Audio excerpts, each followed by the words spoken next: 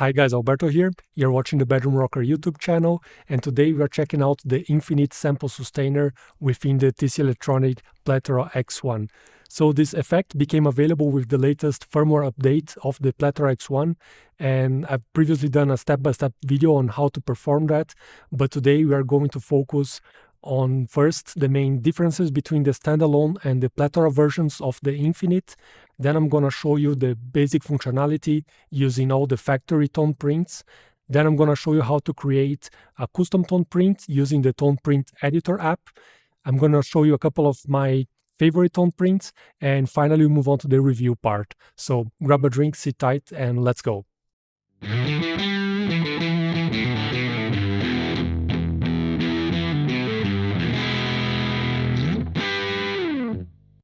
As the name suggests, the infinite sample sustainer takes a sample of your input signal and sustains it to infinity. This enables you to create pads and drones with the guitar, which are otherwise not very common. So it really expands what you can do with the instrument and is especially interesting for ambient guitar. So really cool effect. But the Plethora version of the Infinite is quite less powerful than the standalone version. The first difference is that the reverb algorithm is not available for the Plethoras. TC Electronic argues that the reverb is very resource consuming, and that's why it's been removed. For the X3 and X5, this is not that big of a deal because you can have a second effect slot running the Hall of Fame reverb, but for the X1, in my opinion, this is a big loss. You still have the modulation section, so this still helps you to create a richer and more three-dimensional drones. Then, of course, it's in theory still stereo, but without the reverb. And honestly, all of the tone prints that I've tested, and I've tested many, are mono only. So you can do dual mono, but both signals are exactly the same. And finally, with the standalone pedal, you have the Q dry option. And with the Plethoras, you do not have that. So that basically removes your dry guitar sound and leaves only the tail or only the sustained sound. With the Plethoras, you can set that as your global option, but then this will be applied to all of your effects, which is not really convenient. So let's check out the first tone print for the Infinite that comes loaded from factory. This is called L1 single layer, and single layer basically means that you can sample and sustain one layer at a time. If you attempt to record a second layer, the first layer will fade out or decay, and the second new layer will fade in. To record layers, you press the foot switch once, and then to record a second layer, you just press it again, and so on and so forth. You can play over the layers while the pedal is sustaining them, and in order to stop the sustainer, you just press the foot switch twice. So it works pretty much like a looper pedal. Let's check it out.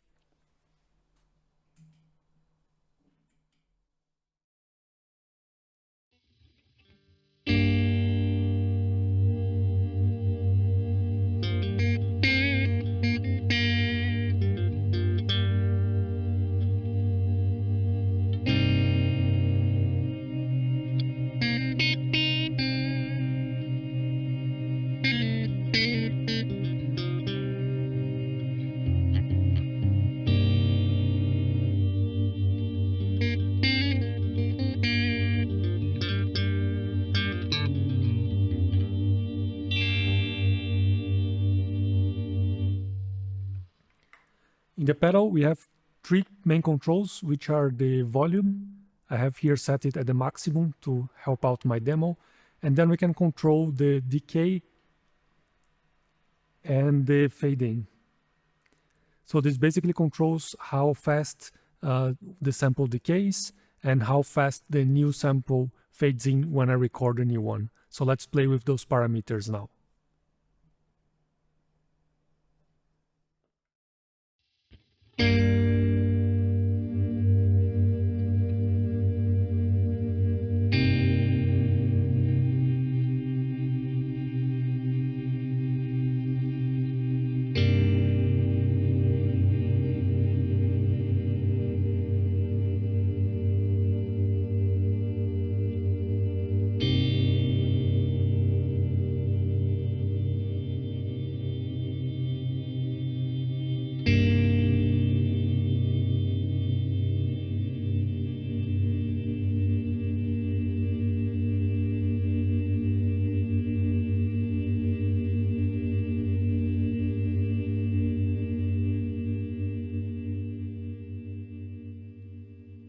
So you can hear as I increase the decay, and there is more overlap between the two samples. And if I increase the fading, the second sample takes a longer time to fade in, basically. The second factory tone print is called L2 double layers, and this enables you to record a second layer on top of the first one. If you add any subsequent layer, like the third one, this will erase the first one, and so on and so forth.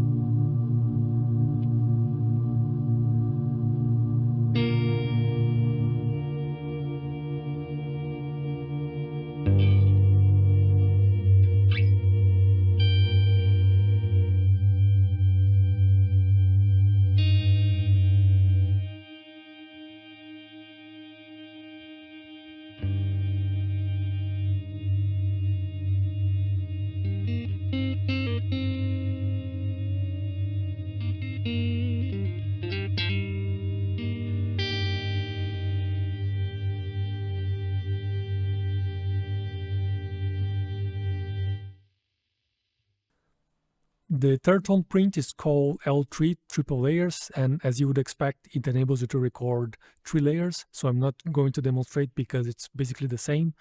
But the fourth tone print is called infinite layers, and as you would expect, it enables you to record as many layers as you would like.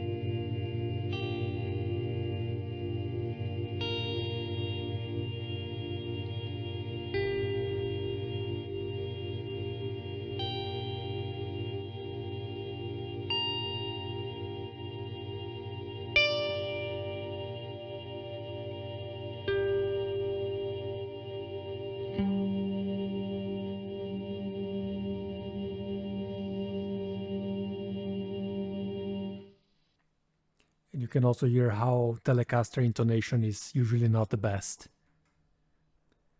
The next tone print is called Spacetime, and in this tone print the fading knob is actually configured to add modulation to your sound.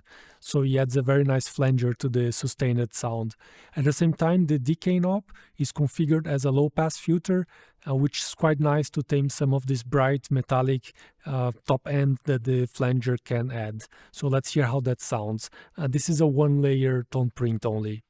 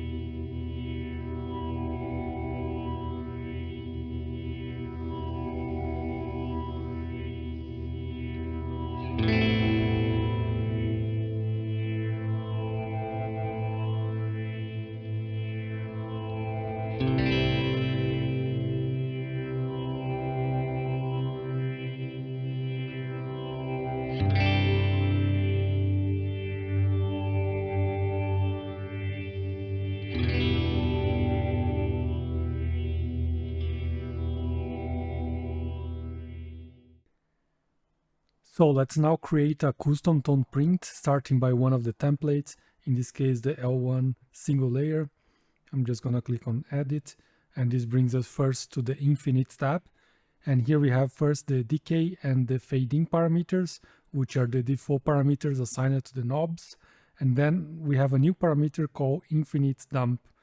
This only works if we have the number of layers set to infinite. And what it does, it's basically dampening every older layer by a certain amount of dB with every new added layer.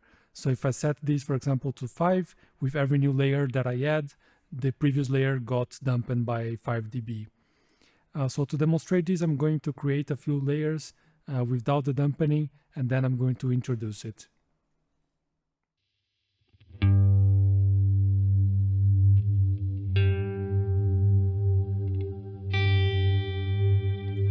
So this was without the dampen.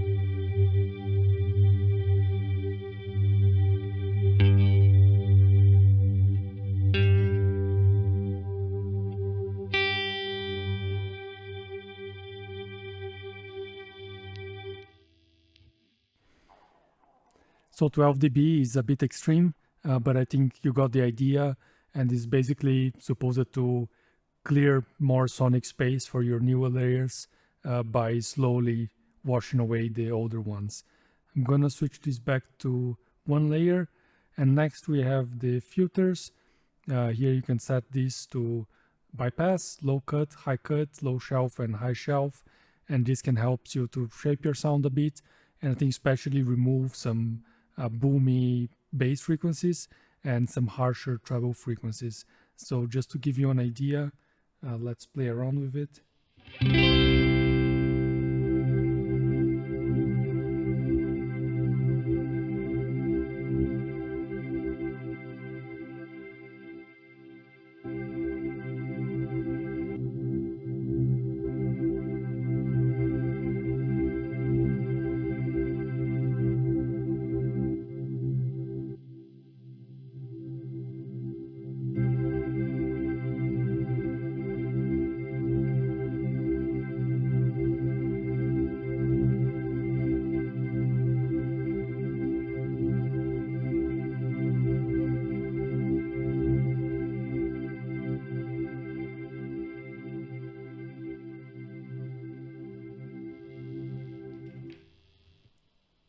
Switch back to bypass. The next tab is then the modulation tab, and here you can really spend a lot of time playing around.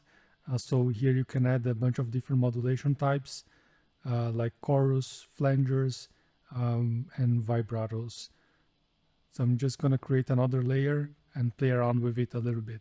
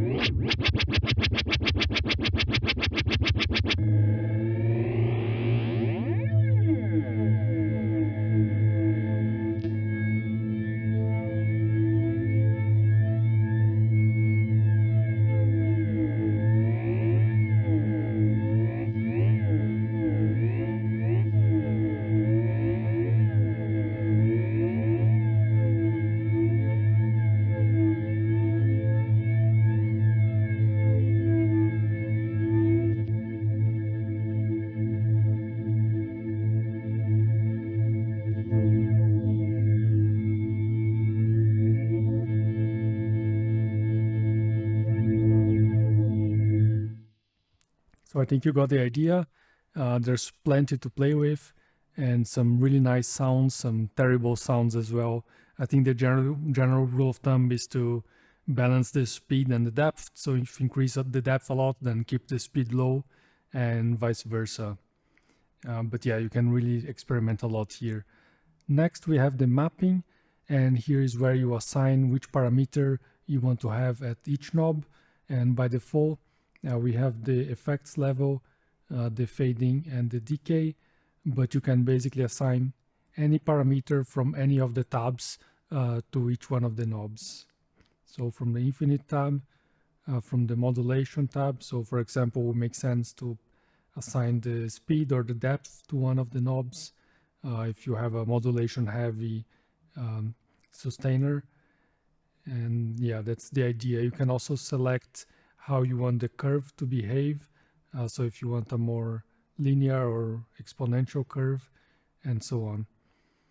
And finally, in the product settings, you have the settings that are actually not TonePrint specific, but to the whole Plethora X1. This is, for example, the bypass, true or buffered. And then we have the cue dry, and this basically will cue my dry guitar sound.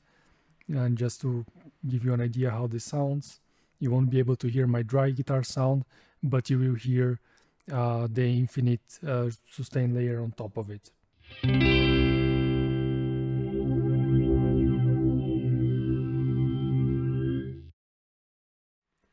Now that obviously did not work out, and I found out with the mobile version of the TonePrint app, you need to power cycle both the app and the Plethora for the changes to take effect. Now that did not go smoothly at all, so I needed to power cycle the unit many times for the changes to take effect, and then it was very difficult to reverse. So for the remaining of the demonstration, I decided to switch to the PC version of the app, which has its own quirks. I'm gonna show them later. But for now, let's check it out, the cue dry option.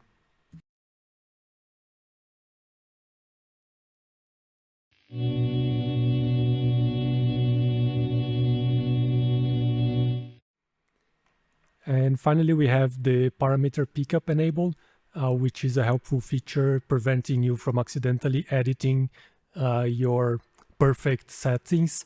So for example, here, if I change the fading knob, you see that it's locked. It's not taking the changes into effect. And in order to activate edit mode, I need to scroll it all the way down, and then it goes back to edit mode. So now the changes are taking effect. So it's a bit obviously annoying if you are into edit mode, but if you are playing on the stage, this can be helpful to prevent accidental changes. Now, the bug that I mentioned with the PC version of the TonePrint app is related to opening the TonePrints. So if I click, for example, on the Helix phaser, this should show me all TonePrints available for this effect.